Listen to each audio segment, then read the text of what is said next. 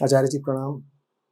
बाबा बुल्ले शाह जी की काफियों और कबीर साहब के दोहों में कई बार आया है कि परमात्मा को वही प्राप्त करता है जो आत्म विसर्जन को तैयार हो, जो कसाई का बकरा बनने को तैयार हो, जो स्वयं को मिटाने को तैयार हो। स्वयं को कैसे मिटाना है, कृपया समझाएं। क्योंकि परमात्मा को पाने के लालच से खुद को मिटाने का प्रयास किया तो वो भी अहंकार ही होगा। और ऐसा भी कहा गया है कि सत्य जब मिलता है तो भ्रम स्वयं ही छूट जाता है, उसे छोड़ना नहीं पड़ता। तो कृपया मार्गदर्शन करने की कृपा करें कि स्वयं को बलपूर्वक मिटाना है या सत्य के मिलने पर हमारा आत्मविसर्जन स्वयं ही हो जाएगा। कोटि कोटि नमन। अंकित, सबसे पहले ये देखो कि ये जो स्वयं है, ये जो मैं है, ये बना कैसे रहता है। ये यूं ही नहीं बना रहता, ये बड़ी ऊर्जा मांगता है, बड़ा सहारा मांगता है। स्वयं को मिटाना कोई बड़ी बात नहीं है, स्वयं को सहारा देना बंद करना होता है, स्वयं के प्रति अनुपस्थित हो जाना पड़ता है, हटना होता है। हटने और मिटाने में बहुत अंतर है। मिटाना सक्रिय प्रक्रिया है, हटना निष्क्रिय हो जाना है। मिटाने में जोर लगता है, हटने में बोध लगता है। जिस चीज को मिटाना है उसको मिटाने की चाहत होगी तो उसी चीज के पास बने रहोगे। हटने में तुम मिटाने का ख्याल ही नहीं करते, तुम बस हट जाते हो। हट क्यों जाते हो? क्योंकि कुछ और है बहुत सुंदर,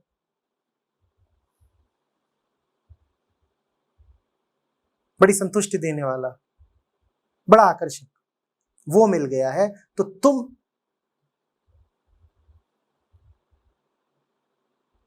अपने पुराने संसार, अपनी पुरानी वस्तुओं, अपने पुराने आग्रहों, अपने पुराने बंधनों के प्रति फिर बहुत लालायित नहीं रहते, तुम हट ही जाते हो।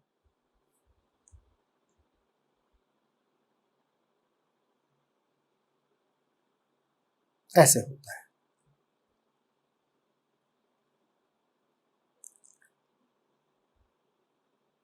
स्वयं को मिटाना, तुमने ठीक कहा, अहंकार को बहुत अच्छा लगता है। क्योंकि पहली बात, मिटाने में जिसको मिटा रहे हो उसका साथ और मिल जाता है। जैसे कि दो पहलवान एक दूसरे से जूझे हुए हो। अब लग तो ये रहा है कि एक दूसरे को ये हराना चाहते हैं, पर आलिंगन भी खूब चल रहा है।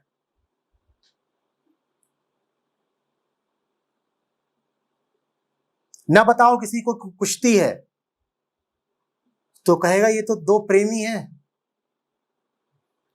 काम क्रीड़ा चल रही है। देखो ना कैसे लिपटे हुए हैं, और कभी बाह खींचते हैं, कभी टांग खींचते हैं, कभी एक दूसरे के ऊपर चढ़ के बैठ जाता है।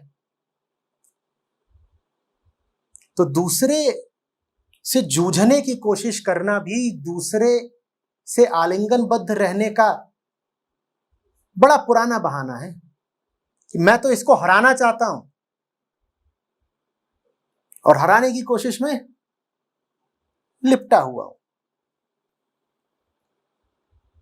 अहंकार बिल्कुल आपत्ति नहीं करेगा ऐसी साधना में जिसमें तुम अपने ही खिलाफ लड़ रहे हो। हटना दूसरी बात है, उसमें श्रेय तो मिलता ही नहीं अहंकार को। लड़ने में पहली बात कोई नुकसान नहीं होता अहंकार का, और दूसरी बात श्रेय खूब मिलता है। अहंकार अगर अपने आप से लड़ रहा है तो पहली बात तो अपने आप को श्रेय देगा कि देखो मैं बड़ा लड़ाका हूं, बड़ा योद्धा हूं, और दूसरी बात उसमें अहंकार का कोई नुकसान नहीं होना, क्योंकि जिससे लड़ रहे हो उसकी निकटता तो मिली ही हुई है। हटने में दो तरफा नुकसान है। जिसकी निकटता अहंकार को बड़ी प्यारी थी उससे दूरी हो गई, और कोई श्रेय भी नहीं मिला क्योंकि कुछ किया नहीं, सिर्फ हटे हो। कुछ एफर्मेटिव किया नहीं, सिर्फ जो चल रहा था उसको रोका है। अब रोकने का श्रेय कौन देता है? साइकिल चलाने का श्रेय मिलता है, पैडल मारना बंद कर दिया इसका श्रेय मिलता है कभी? कभी देखा है सोने का तमगा उसको मिल रहा हो जिसने पैडल मारना बंद कर दिया? सोने का तमगा किसको मिलता है? जिसने बहुत जोर जोर से मारा ना पैडल, जो नंबर 1 पर आया। साधना का मतलब है पैडल मारना बंद करना। साधना का मतलब ये नहीं कि कोई लक्ष्य है बहुत दूर का, वहां पहुंचना है तो जोर जोर से पैडल मारो ताकि पहुंच जाओ। साधना का मतलब होता है पैडल मारना बंद करो, साइकिल को गिर जाने दो,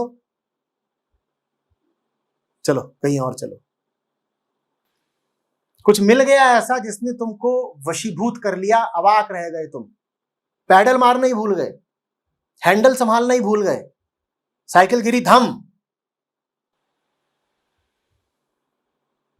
तुम्हें भी कुछ चोट खरोच आई, फिर उतरे तुम और नाक की सीध में चल दिए उसकी ओर जो तुम्हें बुला रहा है। ख्याल भी नहीं कर रहे हो कि पांव के नीचे क्या है, कभी मिट्टी, कभी रेत, कभी दलदल। चोट भी खूब पा रहे हो पर सीधे चलते जा रहे हो। यह है असली साधना। फकीरों की बेहोशी की बात निराली होती है। आगा देखते न पीछा, जो चीज लुभा रही है, जिससे प्यार हो गया, उसके हो जाते हैं अब अंजाम कुछ भी हो। जनता की नजर में बेहोशी होती है, फकीर की नजर में सबसे बड़ा होश है। कहानी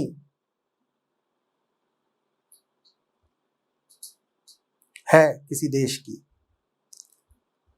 शायद पहले सुनी भी हो आपने।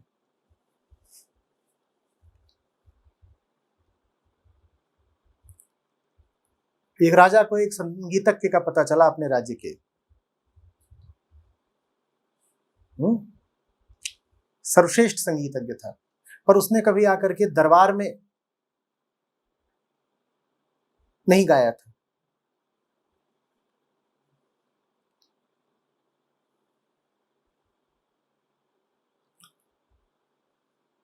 तो राजा ने उसको बुलावा भेजा। उसने कहा मैं आ तो जाऊंगा, लेकिन शर्त है मेरी, जब मैं गाऊंगा तो सुनने वाले सब बिल्कुल स्थिर रहें। खूब गाऊंगा, रात भर गाऊंगा, लेकिन जो सुन रहे हैं मुझे बिल्कुल स्थिर खड़े रहेंगे। और अगर कोई जरा सा हिला तो तत्काल उसका सर कलम करना होगा, मृत्युदंड। तभी तो राजा ने कहा बढ़िया बात, आइए। तो आ गया। जनता को ही बता दिया गया कि साहब ऐसे खास संगीतकार आ रहे हैं, वो गाएंगे, और जो आए वो अपने खतरे पर आए, नहीं तो आए नहीं। जिन्हें सुनना हो वो आ सकते हैं, लेकिन ये बात बिल्कुल ख्याल रखिएगा कि स्थिर बैठना है साधक की तरह। एकदम आसन लगा करके स्थिर हो जाइए, मूर्ति। और लगातार इस बात का ख्याल रहे कि जरा सा भी हिले झूमे तो मृत्युदंड है। तो लोग आ गए, संगीत के पारखी, उत्सुक लोग। अब वो गाया, उसने क्या गाया, समा बांध दिया। लोग हिले ही नहीं, लगातार माइंडफुल थे, होश में थे। क्या कि हिले नहीं कि मरे। तो सुन क्या रहे थे, वो तो ये देख रहे थे कि बिल्कुल सतर्क बैठना है, रीढ़ सीधी होनी चाहिए योगी की तरह, हिलना नहीं है बिल्कुल। अध्यात्म में भी अक्सर ये न हिलने इत्यादि को बड़ा महत्व दिया जाता है। लोग मुझ पर आपत्ति करते हैं, कहते हैं आप इतना हिलते क्यों हैं? आध्यात्मिक लोगों को तो कम हिलना होता है ना, आपका तो पूरा शरीर हिलता है,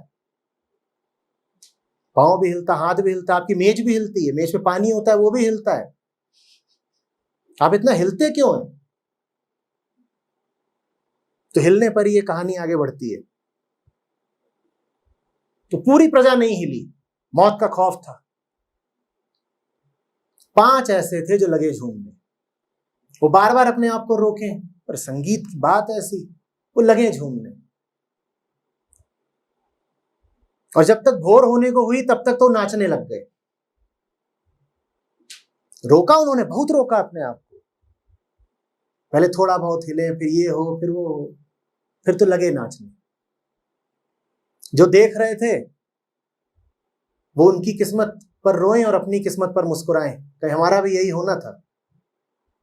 वो तो हमने स्थिर होने का बड़ा अभ्यास किया है, घंटों घंटों बिल्कुल अकंप बैठने की साधना करी है, इसलिए हम हिले नहीं। और लगातार हमने होश कायम रखा कि हिले कि मरे। जो हिल गया वो मर गया। भोर हुई, संगीत थमा, जनता अपने घर को रवाना हुई। ये 5 पकड़कर राजा के सामने लाए गए कि यही थे, झूम रहे थे, नाच रहे थे, गा रहे थे। राजा ने कहा, मैंने तो वचन दिया हुआ है संगीतज्ञ महोदय को, इनको तो मरना होगा 5 को। संगीतज्ञ तभी आया, बोला, थमिए, इन 5 को मैं अपना शिष्य स्वीकार करता हूं। पूरे आपके राज्य में यही 5 संगीत के प्रेमी हैं। वो प्रेम ही कैसा जो वर्जनाएं स्वीकार कर ले। पता है कि मरेंगे, लेकिन झूमने से अपने आप को रोक नहीं सकते। होश पूरा है, जान रहे हैं कि शरीर हिल रहा है और जानते हैं इसका परिणाम क्या होगा, पर होश से आगे का कुछ है जो हमें बुला रहा है, कह रहा है नाच, तो नाचे हम। होश बहुत छोटी चीज है। भारत ने होश से बहुत आगे के लक्ष्य की बात करी है।